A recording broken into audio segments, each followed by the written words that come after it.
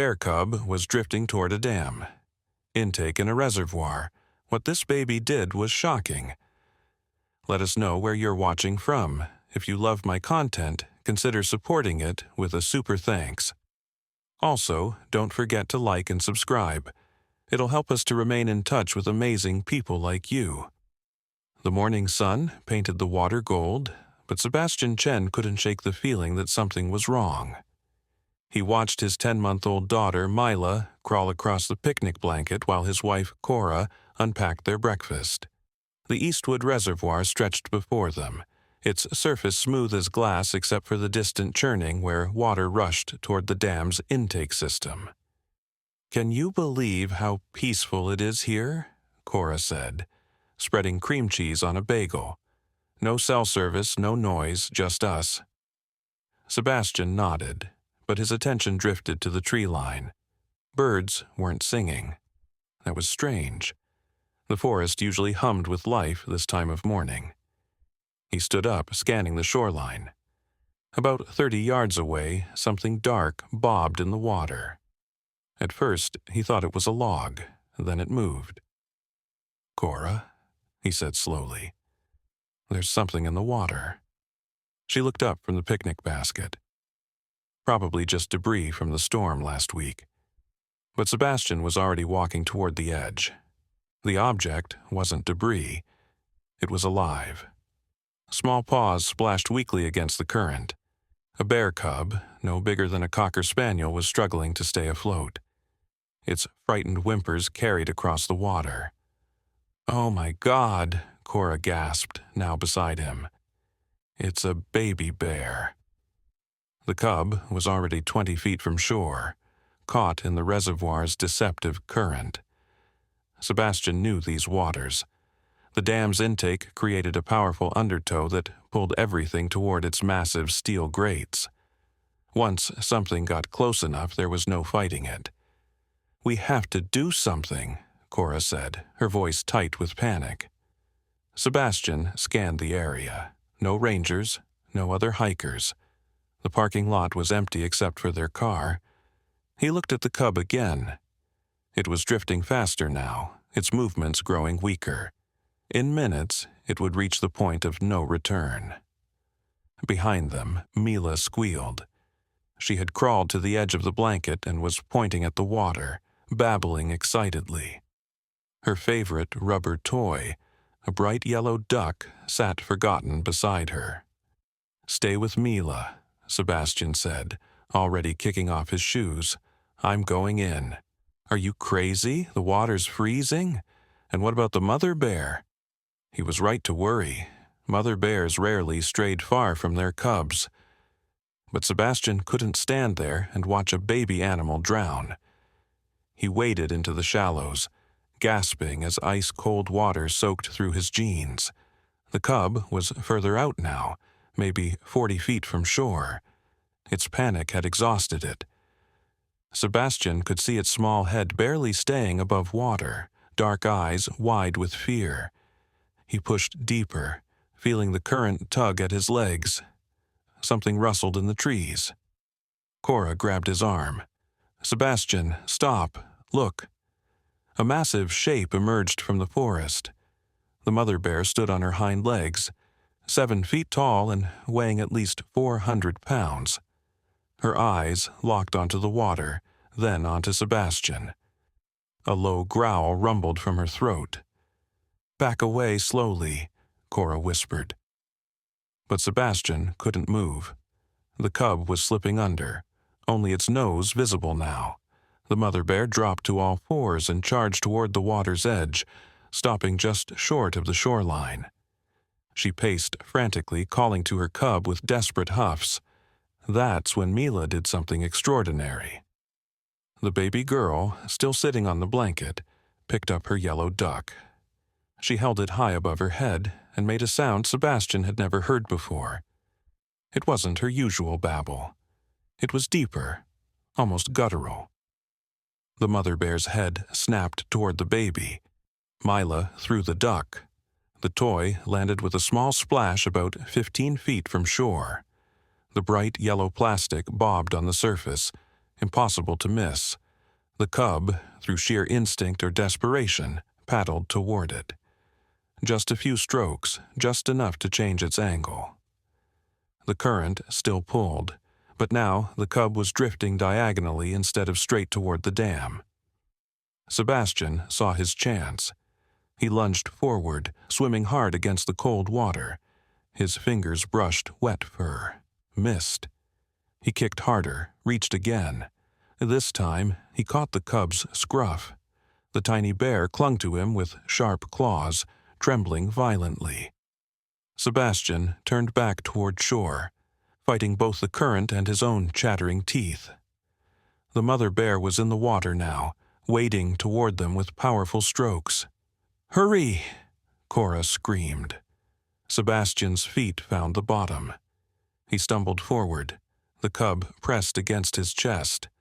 The mother bear was closing in, her massive head cutting through the water like a furry torpedo. 10 feet, 5 feet. Sebastian set the cub down in the shallows and scrambled backward. The mother bear rushed past him, scooping up her baby with surprising gentleness. She turned once to look at Sebastian, then at Mila, who was clapping her hands and laughing. For a moment, nobody moved. The mother bear stood in knee-deep water, her cub safe in her jaws. Her dark eyes studied the human family with an intelligence that made Sebastian's skin prickle. Then she turned and lumbered back into the forest, her baby swinging gently from her mouth. Cora pulled Sebastian onto dry ground, wrapping the picnic blanket around his shaking shoulders. That was insane. You could have died. "The duck," Sebastian said through chattering teeth. Mila threw the duck. They both looked at their daughter.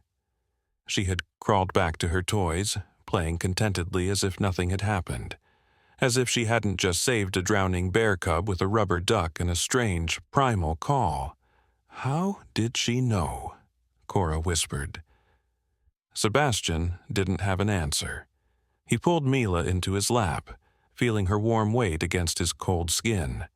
She looked up at him with bright eyes and patted his cheek with a sticky hand. Then she pointed at the forest where the bears had disappeared and made that sound again, that deep, knowing sound that no 10-month-old should be able to make.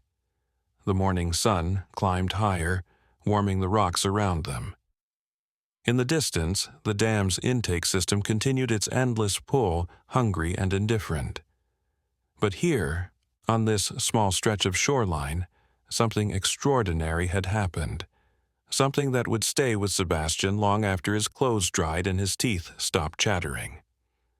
As they packed up to leave, Sebastian noticed something carved into a nearby tree. The marks were old, weathered by years of rain and snow. They looked like claw marks, but arranged in an almost deliberate pattern. Below them, someone had scratched words into the bark. "The children know." He touched the marks, feeling their rough edges. Behind him, Mila giggled and reached for her yellow duck, which Cora had retrieved from the water. The toy dripped reservoir water onto the blanket, its plastic eyes staring blindly at the sky. Sebastian glanced back at the forest one more time. He could have sworn he saw eyes watching from the shadows. Not the mother bear, something else. Something that had been there all along, waiting for this moment. But when he blinked, the shadows were empty. Just trees and sunlight and the normal sounds of morning finally returning to the forest. Birds began to sing again. Somewhere in the distance, a woodpecker hammered against dead wood. They drove home in silence, Mila sleeping in her car seat with the yellow duck clutched to her chest. Neither Sebastian nor Cora spoke about what they had seen, about the way their baby girl had communicated with a wild animal, about the strange intelligence in the mother bear's eyes, about the carved message that suggested this wasn't the first time something like this had happened at Eastwood Reservoir. Some stories, Sebastian thought as he watched the trees blur past the window, were better left untold. At least until they understood what they had really witnessed. until they understood what their daughter might be. The yellow duck smiled its painted smile, keeping its plastic secrets. 3 days passed before Sebastian returned to the reservoir. He told Cora he was going fishing, but the tackle box in his trunk remained unopened. Instead, he found himself standing at the exact spot where Mila had thrown the duck, staring at those strange carvings on the tree. The children know. He traced the words with his finger, feeling foolish. What was he looking for? Evidence that his baby daughter had some kind of supernatural connection to wildlife. That the bear had understood her? The whole thing seemed ridiculous in daylight, with weekend hikers passing by and normal forest sounds filling the air. You came back. Sebastian spun around. An elderly woman stood behind him, her white hair braided and decorated with small wooden beads. She wore hiking boots and carried a walking stick carved with intricate animal designs. Her eyes were the palest blue he'd ever seen, almost white. "I'm sorry," Sebastian said. "You're the man with the special baby, the one who saved the cub." She moved closer, leaning on her stick. News travels fast in these woods, even to old women like me. How could you possibly know about that? She smiled, revealing surprisingly white teeth. "I'm Vera Whitehawk. I've been watching this reservoir for 43 years. I know every tree, every rock, every creature that calls this place home. And I know when something unusual happens." Sebastian shifted uncomfortably. "Look, I don't know what you think you saw, but your daughter spoke to them, didn't she?" Vera interrupted. Made a sound no baby should know how to make, and they listened. The hair on Sebastian's neck stood up. "Who told you that?" "The forest tells me many things." She tapped her walking stick against the carved tree. "These marks? They're not random, they're a calendar. Every time a child bridges the gap between human and animal, someone adds a mark. Your daughter isn't the first."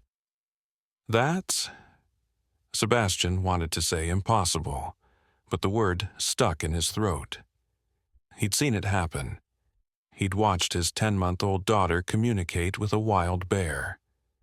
Vera studied him with those strange pale eyes. "Would you like to know why it happens? Why some children are born with this gift?" Despite his skepticism, Sebastian found himself nodding. "Walk with me," Vera said. She led him along a narrow path that branched away from the main trail. Sebastian had hiked this area dozens of times, but had never noticed this route. The trees grew denser, their branches forming a canopy so thick that only scattered rays of sunlight penetrated. "Long before the dam was built," Vera began, "this valley was sacred to my people. The Kawani tribe believed it was a place where the spirit world touched our own. Animals and humans lived in harmony here. They could speak to each other, understand each other." She stopped at a small clearing where a circle of stones surrounded a shallow depression in the earth. The stones were old, covered in moss, but Sebastian could see symbols carved into their surfaces. When the reservoir was created, it flooded the old village. But the power of this place didn't disappear, it concentrated, focused. The dam builders didn't know what they were dealing with. They thought they were just containing water. "What are you saying?" Sebastian asked. "I'm saying that your daughter isn't special because of something in her.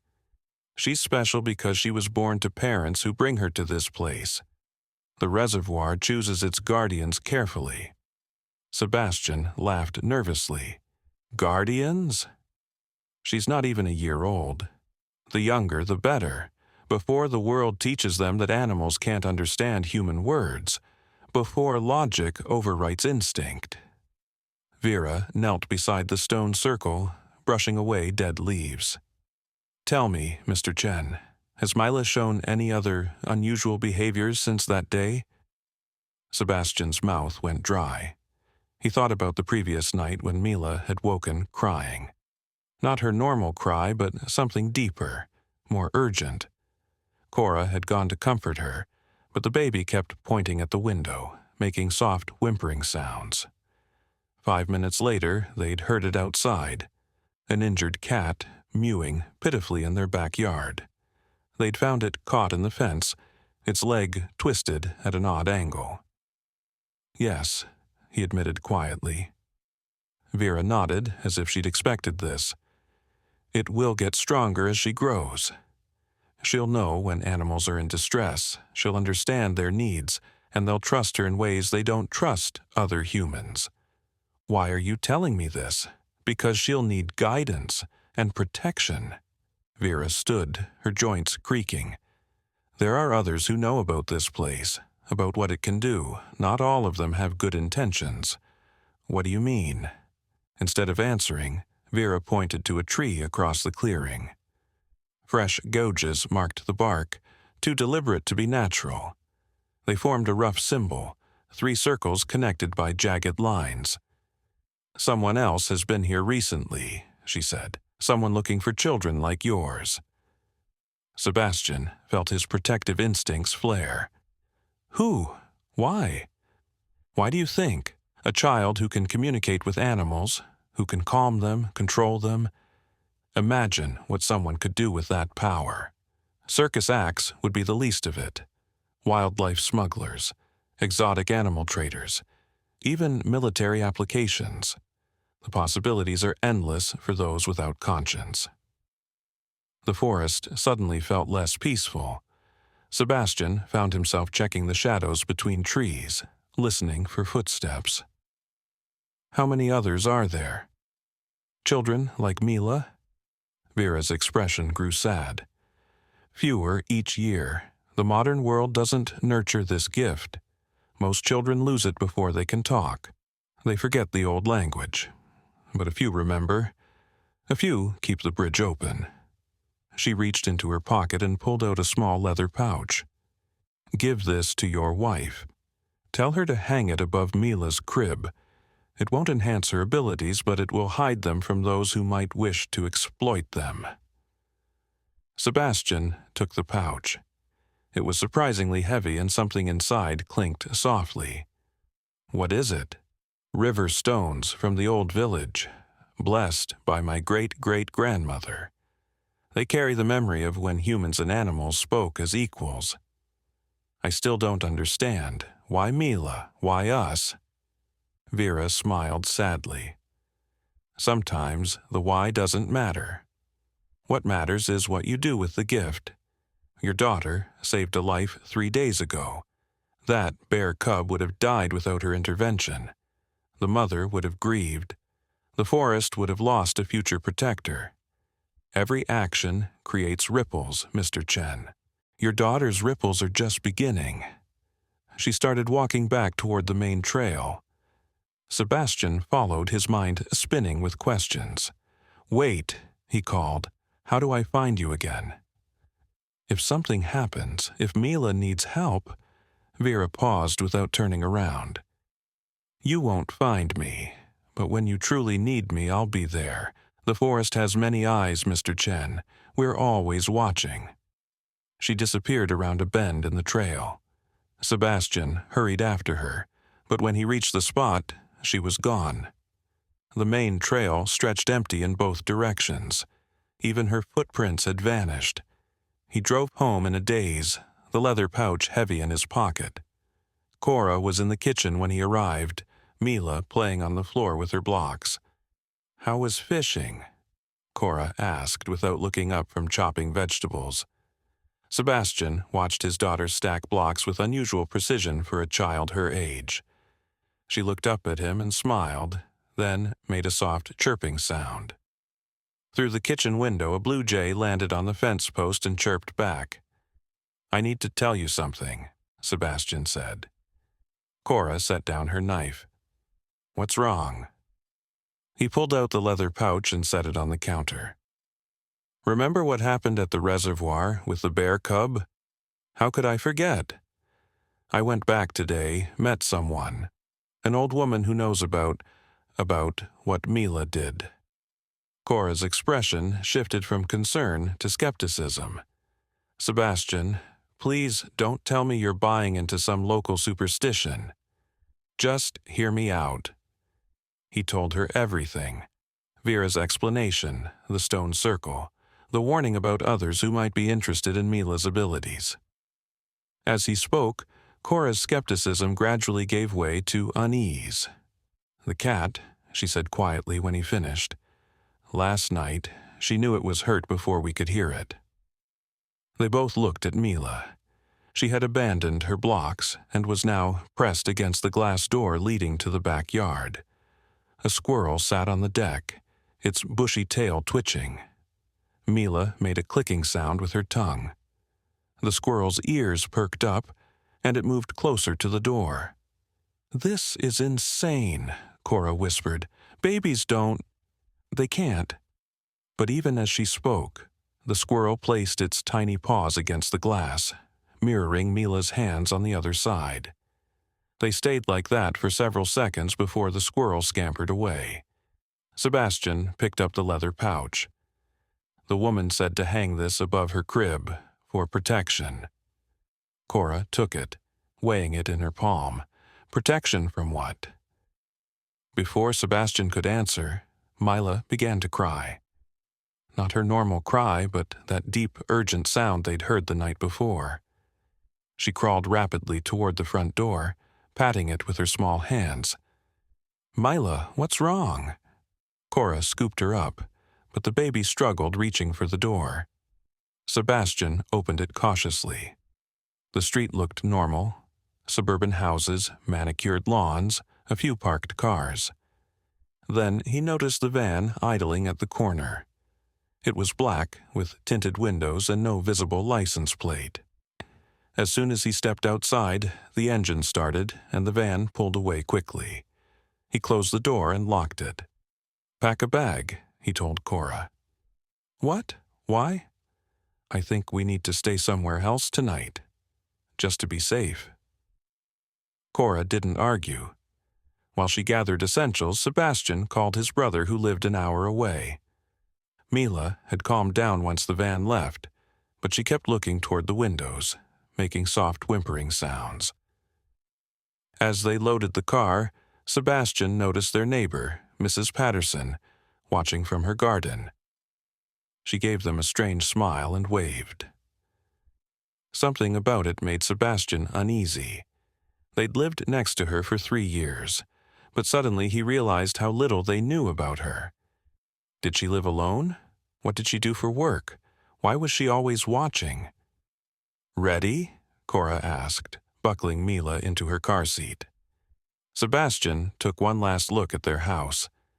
Everything appeared normal, but the afternoon felt charged with invisible tension. The leather pouch sat heavy in his pocket, its contents clicking softly.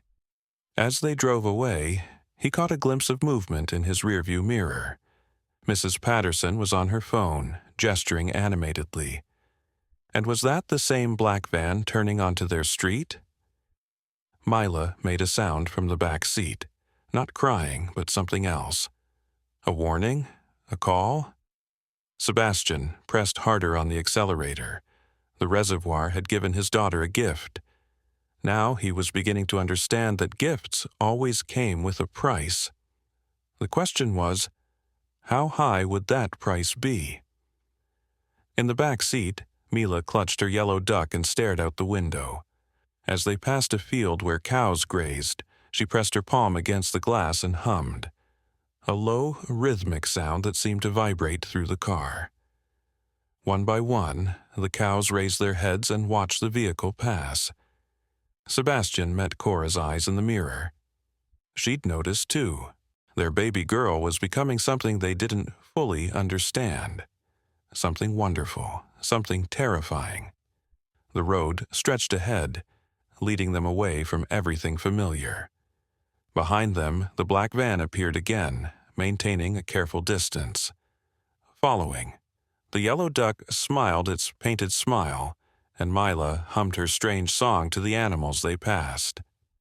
Each mile took them further from their old life and deeper into a mystery that had been waiting for them since the day their special child was born.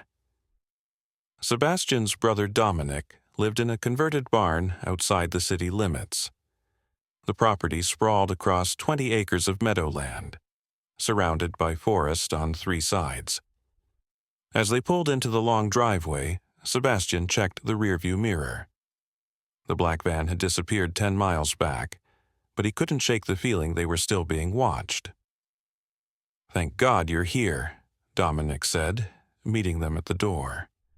He was younger than Sebastian by 5 years, with the same dark hair but a wilder look in his eyes. "Come in, quickly." The barn's interior was modern and spacious, with exposed beams and large windows overlooking the fields. Dominic had converted it into an art studio where he created massive metal sculptures. Half-finished pieces cluttered the space like frozen dancers. "You sounded scared on the phone," Dominic said, helping them with their bags. "What's going on?" Sebastian hesitated. How could he explain without sounding insane? But before he could speak, Mila began making excited sounds. She squirmed in Cora's arms, reaching toward the far wall. "What's wrong with her?" Dominic asked. Then they heard it, a soft scratching from behind a stack of canvases. Dominic frowned. "That's strange. I sealed all the gaps to keep mice out." He moved the canvases aside, revealing a small hole in the wall. Yellow eyes gleamed from the darkness. A fox kit, no bigger than Mila's toy duck, cowered in the space.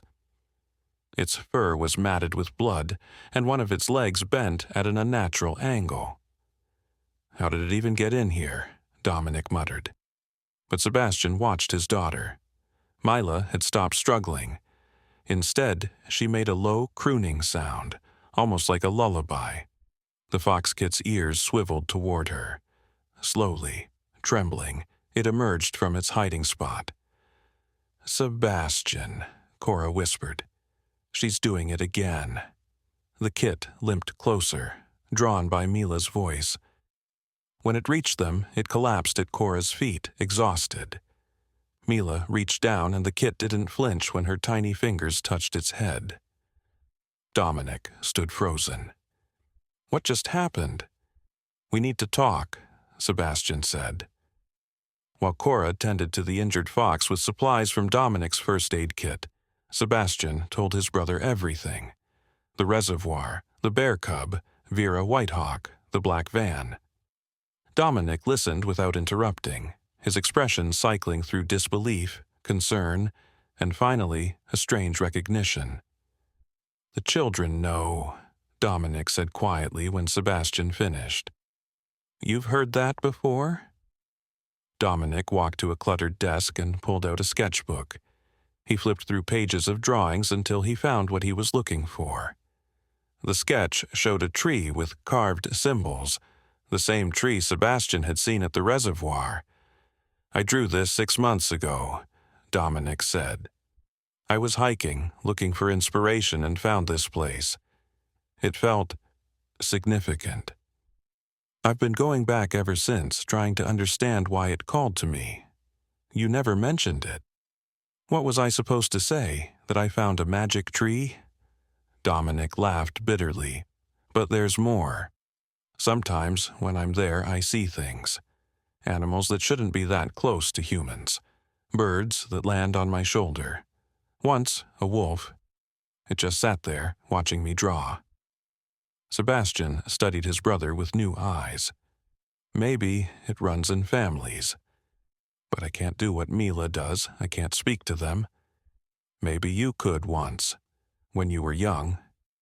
Before Dominic could respond, Mila started crying. Not her warning cry, but something more urgent. The fox kit, now bandaged and resting on a blanket, raised its head and yipped. Through the large windows they saw them coming. 3 black vans, identical to the one that had followed them, turned into the driveway. "Back door," Dominic said immediately. But Cora pointed outside. 2 more vans were approaching from the meadow, bouncing across the rough terrain. They were surrounded. "Take Mila upstairs," Sebastian ordered. "Dominic, do you have any weapons?" "I'm an artist, not a survivalist. Maybe a hammer?" The vans stopped in a semicircle around the barn. Doors opened, and figures in dark suits emerged. They moved with military precision, spreading out to cover all exits. One of them, a woman with silver hair pulled back in a severe bun, approached the front door. "Mr. Chen," she called, her voice carrying clearly through the walls. "We need to talk about your daughter." "Who are you?" Sebastian shouted back. "Dr. Helena Morrison. I represent a research group interested in children with unique abilities. We mean no harm. We simply want to understand." Dominic grabbed Sebastian's arm. "Don't trust her. I've seen her before, at the reservoir." "When?" "Last month. She was taking water samples near the dam, had a whole team with her." Sebastian's mind raced. If they'd been studying the reservoir, they might have been waiting for someone like Mila to appear, but how had they found them so quickly? "We know about the incident with the bear," Dr. Morrison continued. "We have video footage.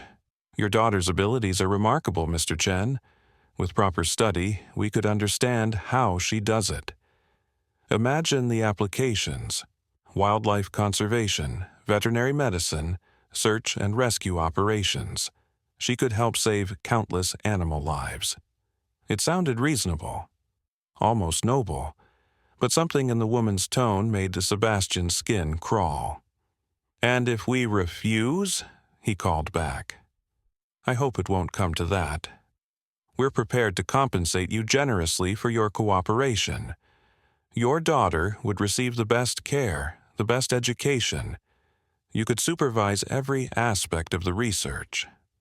Upstairs, Mila's cries grew louder, but now they were mixed with other sounds: chirping, squeaking, rustling. Cora appeared at the top of the stairs, her face pale. "Sebastian, you need to see this."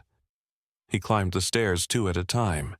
The guest bedroom window was open, and animals were pouring in, birds of every size and color. Squirrels, rabbits, even a raccoon. They surrounded Mila, who sat in the center of the chaos, no longer crying, but humming that strange melody. "She called them," Cora breathed. "They're protecting her." Through the window, Sebastian could see more animals emerging from the forest. Deer stepped cautiously into the meadow. A pair of coyotes slunk through the tall grass. High above, large birds circled, hawks or eagles, he couldn't tell. "Mr. Chen?" Dr. Morrison's voice carried a new edge. "We're picking up unusual readings, electromagnetic fluctuations, infrasound. What's happening in there?" Sebastian looked at his daughter, surrounded by her wild guardians. The fox kit had somehow climbed the stairs and now sat beside her, its injured leg forgotten. All the animals faced outward, toward the windows and doors, as if preparing for battle. "She's just a baby," Sebastian said to Cora. "How is she doing this?" "Maybe she's not just a baby anymore," Cora replied. "Maybe she never was." Dominic appeared in the doorway, carrying his largest hammer and looking slightly ridiculous. "They're trying to get in. I barricaded the doors, but—" A window shattered downstairs. Heavy footsteps echoed through the barn. "Give me Mila," Sebastian said, reaching for his daughter. But when he tried to pick her up, the animals hissed and growled. Even the small birds puffed up their feathers in warning. Mila looked at him with eyes that seemed far too old for her face and shook her head. "She doesn't want to go," Cora said wonderingly. "She's choosing to stay and fight." More glass broke. Voices shouted commands. Sebastian heard Dr. Morrison ordering her team to use tranquilizer guns on the animals. That's when the real chaos began. The raccoon was the first to attack, launching itself at a man trying to climb through the window. Birds dive-bombed anyone who got too close. The rabbits, normally timid creatures, bit at ankles and sent grown adults stumbling. But it wasn't random. Sebastian realized the animals were coordinating, working together in ways that defied nature. Predator and prey fought side by side, united by Mila's will. "Incredible," Dominic whispered. "She's conducting them like an orchestra." Dr. Morrison's team retreated, regrouping outside. Through the broken windows, Sebastian could hear her barking orders. "Bring the sonic deterrents, and get me a direct line to the containment unit. We're going to need—" Her voice cut off as a massive shadow passed over the barn. Sebastian looked up through the skylight and his blood ran cold. A golden eagle, wingspan stretching 6 feet, circled overhead. As he watched, it was joined by another, then another. "Birds of prey don't flock together," Dominic said, his voice shaking. "This is impossible." But Mila just hummed louder, her small body swaying to a rhythm only she could hear. The animals around her grew still, as if listening to instructions humans couldn't understand. "Mr. Chen," Dr. Morrison's voice boomed through a megaphone now. "You're endangering your child. These animals carry diseases. They're unpredictable. Please, let us help." Sebastian almost laughed. The only danger to Mila came from the people outside. The wild animals treated her like a precious treasure to be protected at all costs. A new sound cut through the chaos. Sirens. Multiple vehicles approaching fast. "Did you call the police?" Cora asked. Sebastian shook his head. "No signal out here, remember?" Through the window, he saw Dr. Morrison's team scrambling. Some ran for their vans. Others aimed weapons at the approaching animals. But before anyone could fire, the deer charged. 20 white-tailed deer stampeded across the meadow, heading straight for the vans. The ground shook under their hooves. Dr. Morrison's people scattered, diving out of the way as the herd slammed into vehicles, rocking them on their wheels. The sirens grew louder, but they didn't sound like police sirens. They were deeper, more primal. As the first vehicle crested the hill, Sebastian understood why. It wasn't a police car. It was a battered pickup truck, and behind the wheel sat Vera Whitehawk. More trucks followed, filled with people Sebastian had never seen before. Men and women of various ages, all wearing simple clothes and determined expressions. "The Guardians," Dominic breathed. She brought the Guardians. Vera's truck skidded to a stop inches from Dr. Morrison. The old woman climbed out, her walking stick in one hand and something that looked like an ancient horn in the other. She raised the horn to her lips and blew a single, long note. Every animal froze. Even Mila stopped humming. "Helena Morrison," Vera said, her voice carrying despite her age. "You were warned to stay away from this place, to leave the chosen children alone." Dr. Morrison straightened her suit jacket, trying to regain her authority. "I have governmental backing for this research. You can't—" "Your government has no power here," Vera interrupted. "This land remembers older laws." The people from the trucks spread out, forming a barrier between the barn and Morrison's team. Some carried drums. Others held objects Sebastian couldn't identify. Carved totems, painted shields, items that looked pulled from a museum. "You're interfering with scientific progress," Dr. Morrison spat. "That child could unlock secrets of interspecies communication. She could revolutionize our understanding of animal cognition." "She's not a subject for your experiments," Vera replied. "She's a bridge, a sacred trust, and you will not take her." Dr. Morrison smiled coldly. "We'll see about that." She raised her hand, about to signal her team. That's when Mila spoke. Not baby babble, not even toddler words. A clear, perfect sentence that shouldn't have been possible from a 10-month-old throat. The water remembers. Every adult in the room turned to stare. Mila sat among her animal guardians, her eyes reflecting a depth of knowledge no infant should possess. The water remembers, she repeated. What was lost? What was promised? What will be? The leather pouch in Sebastian's pocket grew warm. Through the windows he saw the other guardians reaching for similar pouches, their faces showing recognition and something like fear. Dr. Morrison took a step backward. How is she? The ground shook. Not like the deer stampede.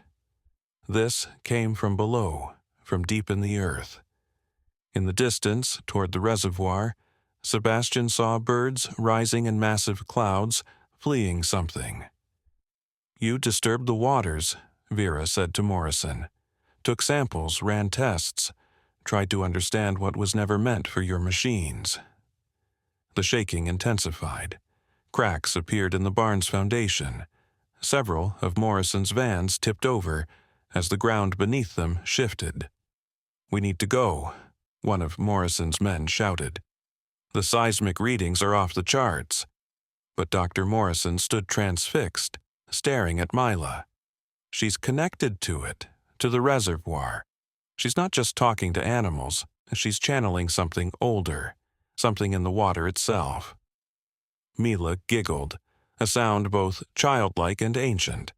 The animals around her relaxed, as if sharing a secret joke. She reached for her yellow duck, which had somehow made the journey with them, and held it up. Duck knows, she said clearly. Duck remembers too. The toy's painted eyes seemed to shift in the changing light, taking on an almost knowing expression. Sebastian felt a chill run down his spine.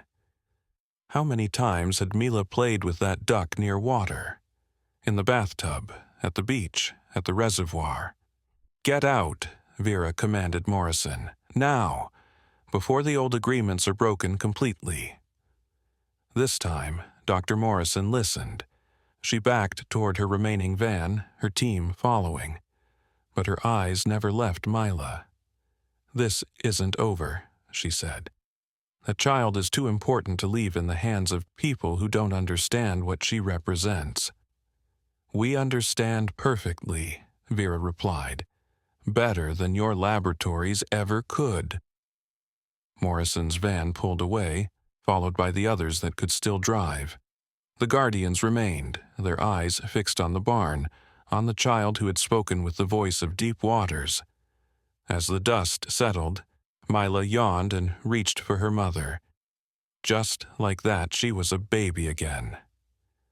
The animals began to disperse, returning to forest and field as if released from a spell.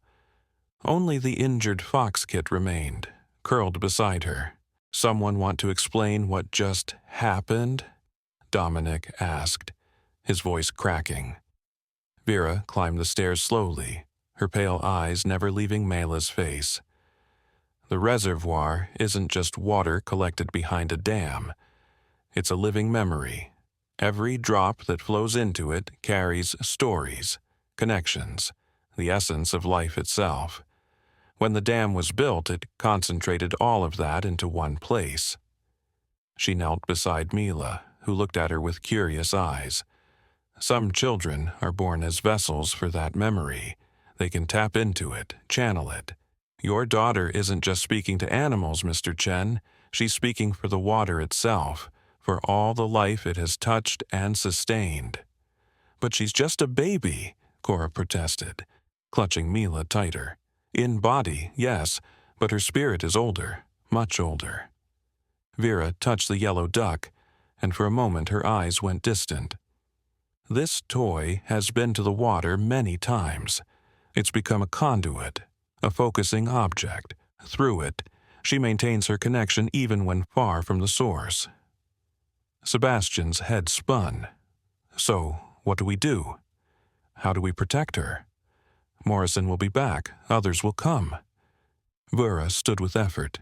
You learn, you prepare, and you never ever let them take her to their sterile laboratories. What she has can't be measured or dissected. It can only be nurtured and protected.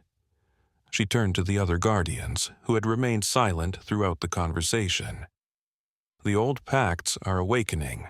Spread the word. Watch for other children. The time of hiding is ending. As Vera and her people prepared to leave, she pressed something into Sebastian's hand.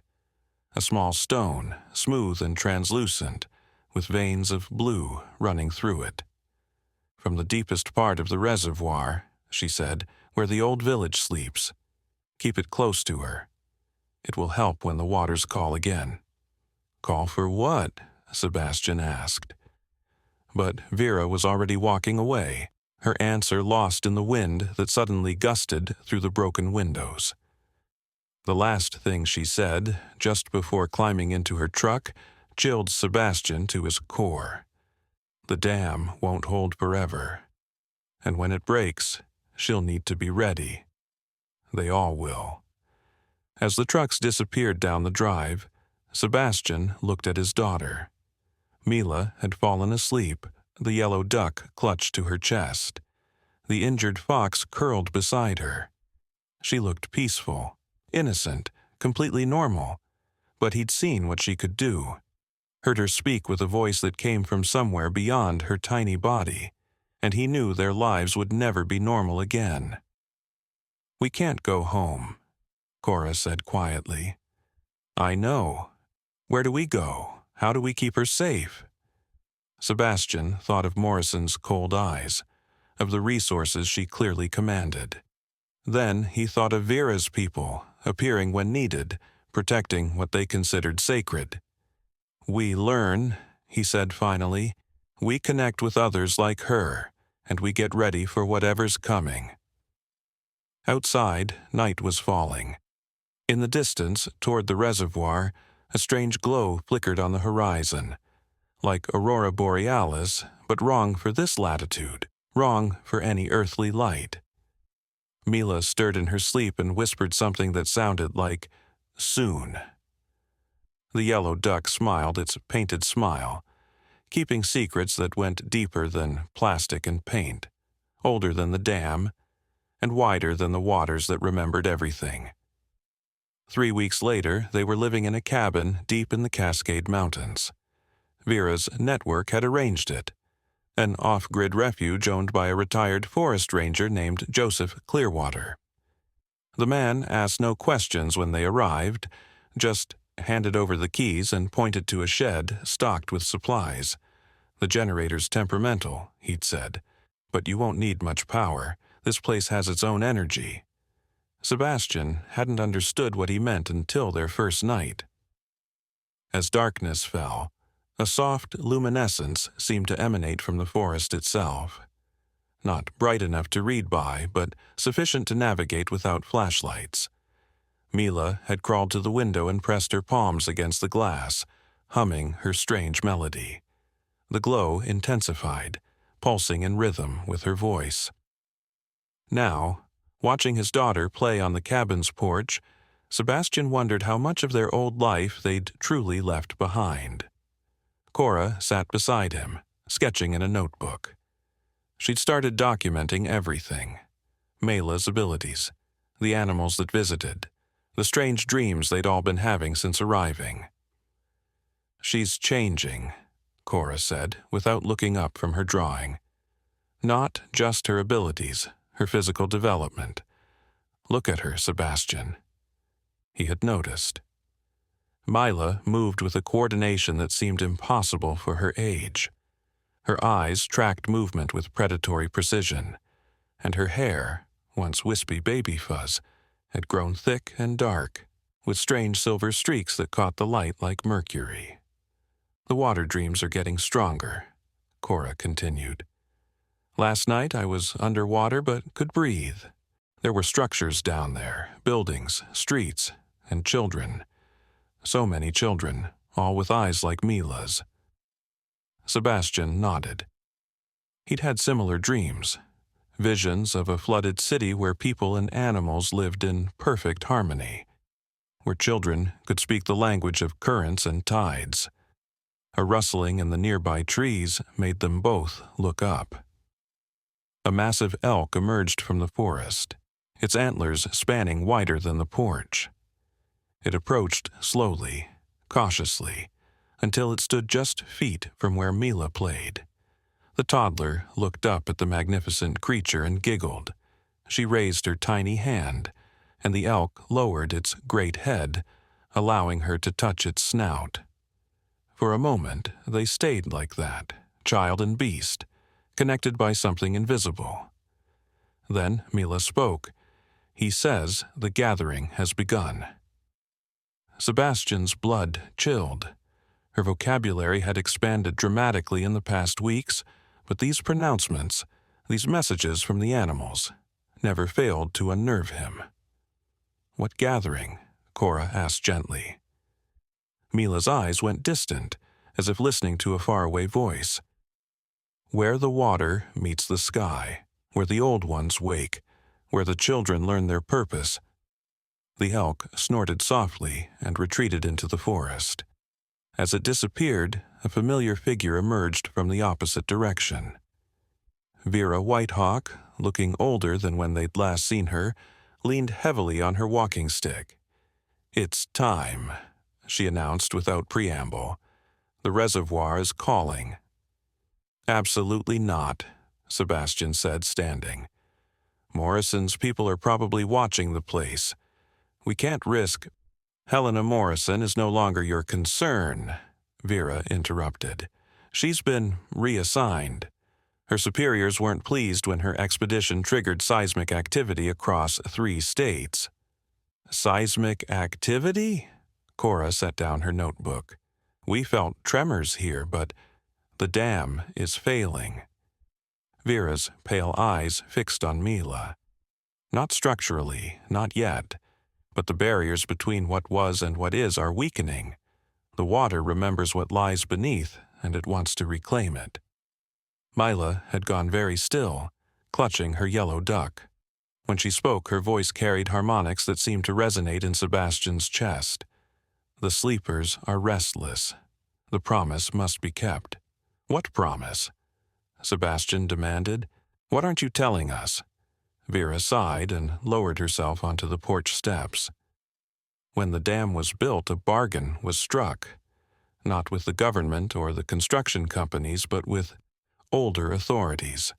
The land would be flooded, the village submerged, but in exchange the waterway would become a sanctuary, a place where the old magic could survive, concentrate, and wait. Wait for what? For the children who could bridge both worlds. For the time when humanity would need to remember its connection to the natural order." She gestured to Mila. "Your daughter isn't unique. Across the continent, others are manifesting similar abilities. The reservoir is calling them home." "Home?" Cora pulled Mila closer. "She's never lived there." "Her body hasn't, but her spirit does. That's different." Vera stood with effort. "I'm not asking you to trust blindly. Come with me, see for yourself. The gathering is peaceful, protected. Even Morrison's former associates wouldn't dare interfere." Sebastian exchanged glances with Cora. They'd spent weeks in hiding, but for what? To delay the inevitable? Mila was growing stronger, her abilities expanding beyond animal communication. Last week, she'd made it rain inside the cabin. Just a gentle drizzle, but water from nowhere. "If we go," Cora said slowly, "we go prepared to leave immediately if there's danger." Vera smiled. "Fair enough. Pack light. The journey begins at sunset." As they prepared to leave, Sebastian noticed Dominic's truck pulling up the dirt road. His brother had visited twice since they'd fled, bringing supplies and news from the outside world. This time, though, he wasn't alone. A young woman sat in the passenger seat, her hair the color of wheat, and her eyes an unsettling shade of amber. She couldn't have been older than 20, but something in her posture suggested age beyond years. "This is Luna," Dominic announced as they climbed out. "She's like Mila." The woman, girl, really, knelt in front of Mila and extended her hand. "Hello, little sister.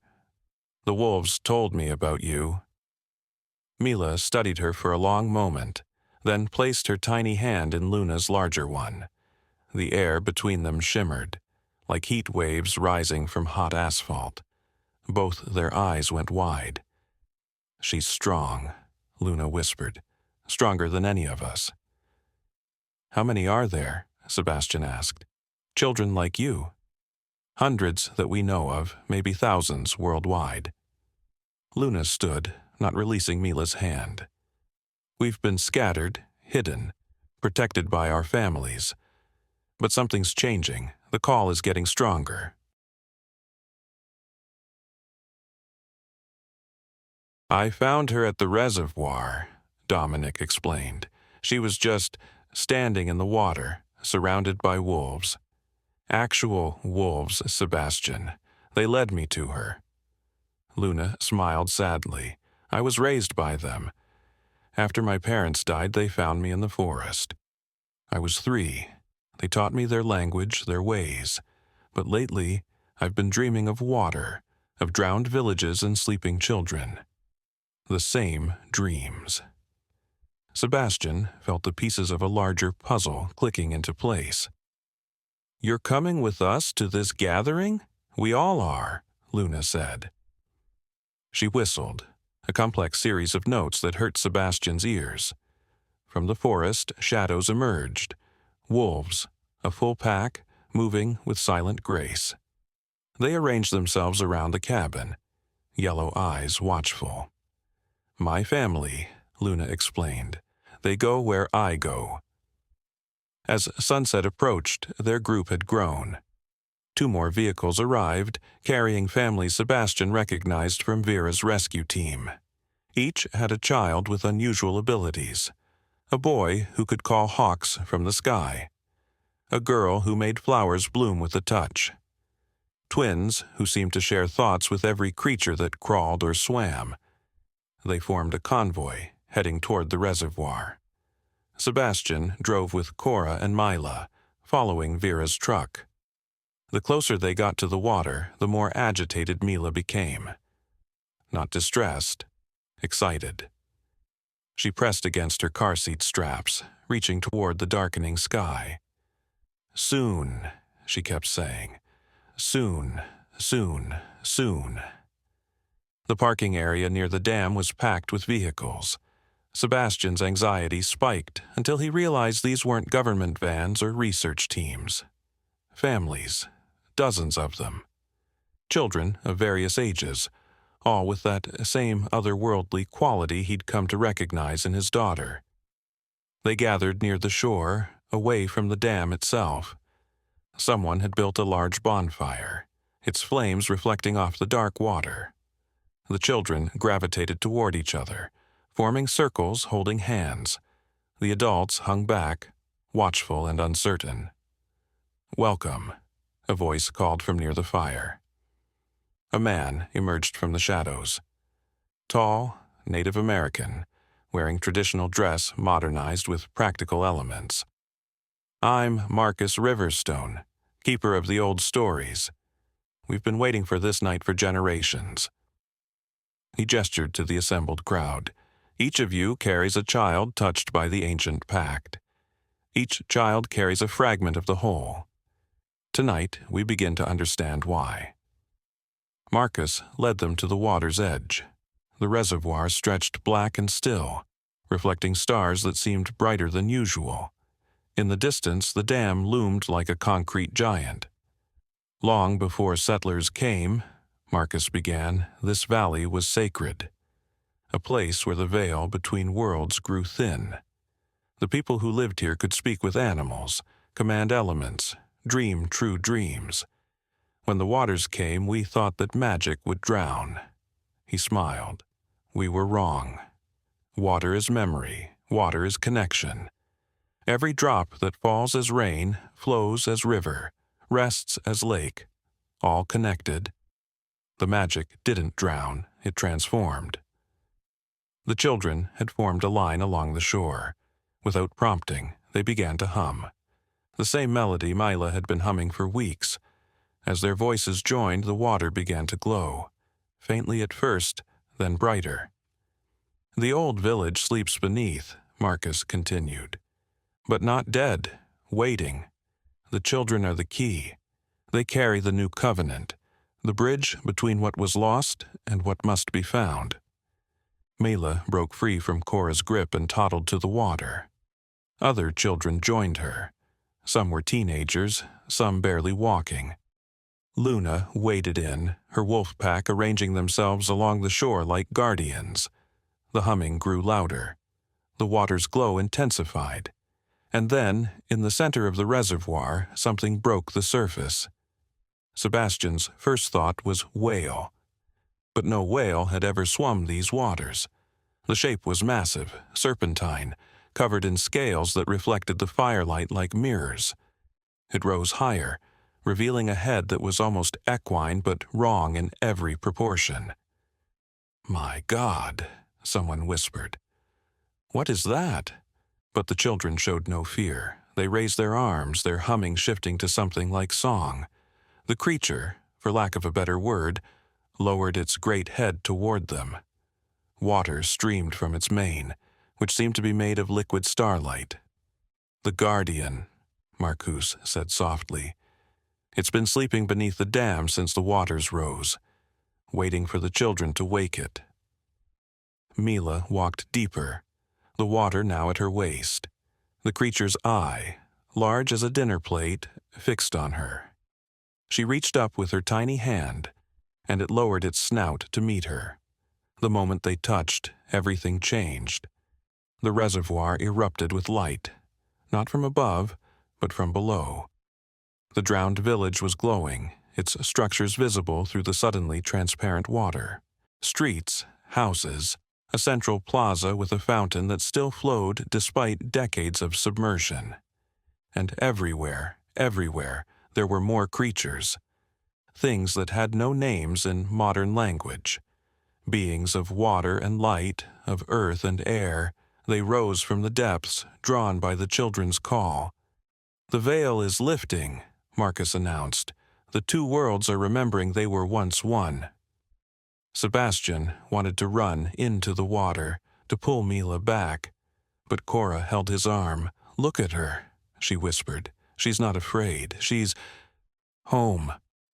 Indeed, Mila stood in the glowing water, surrounded by impossible creatures, looking more at peace than he'd ever seen her.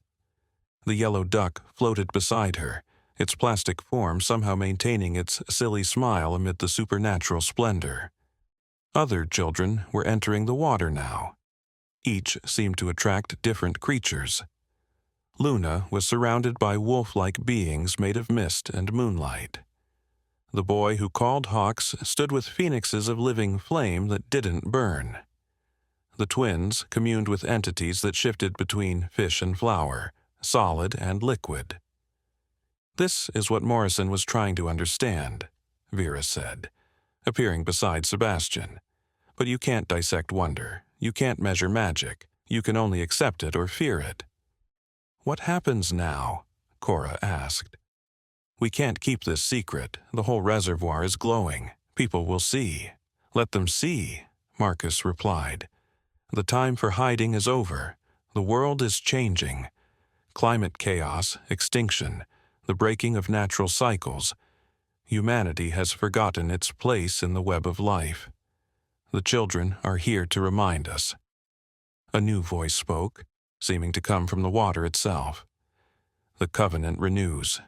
The bridge rebuilds. The sleepers wake to teach the lesson forgotten." Sebastian realized with a start that it was Mila speaking, but her voice was layered with harmonics that suggested vast age and deeper wisdom.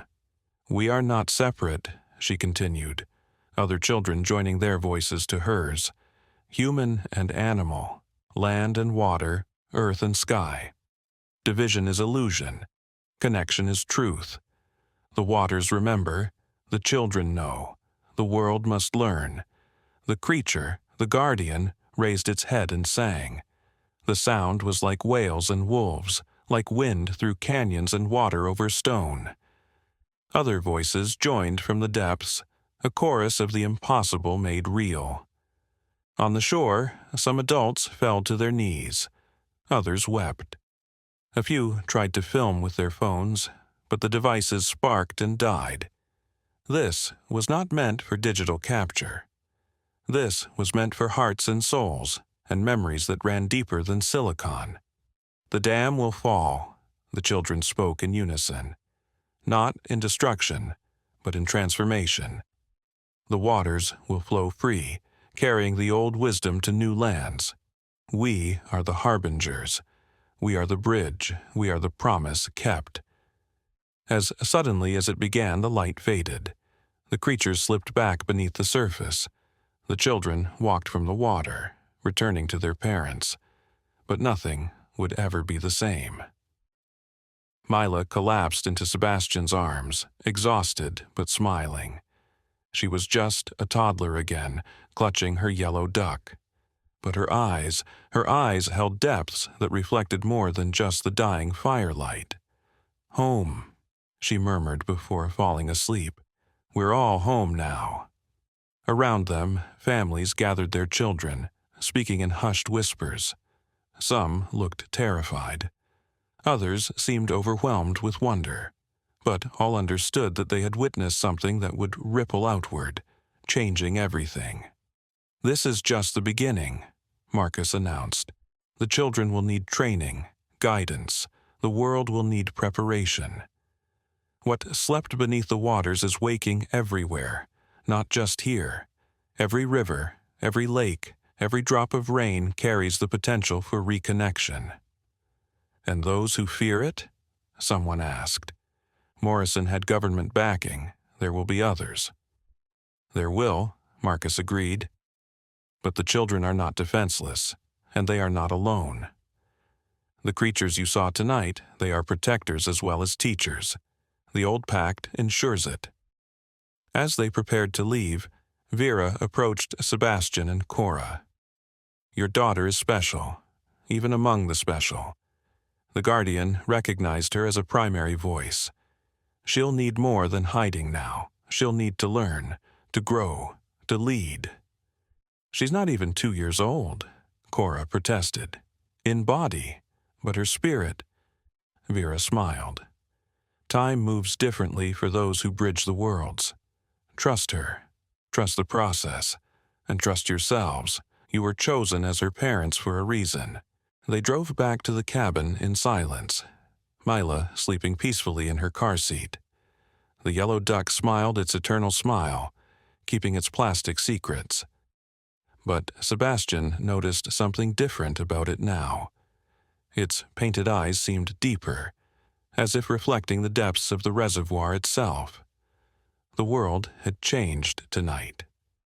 The veil between rational and magical had lifted, if only for a moment. And at the center of it all was his daughter, barely out of infancy, carrying the weight of ancient promises and future hopes.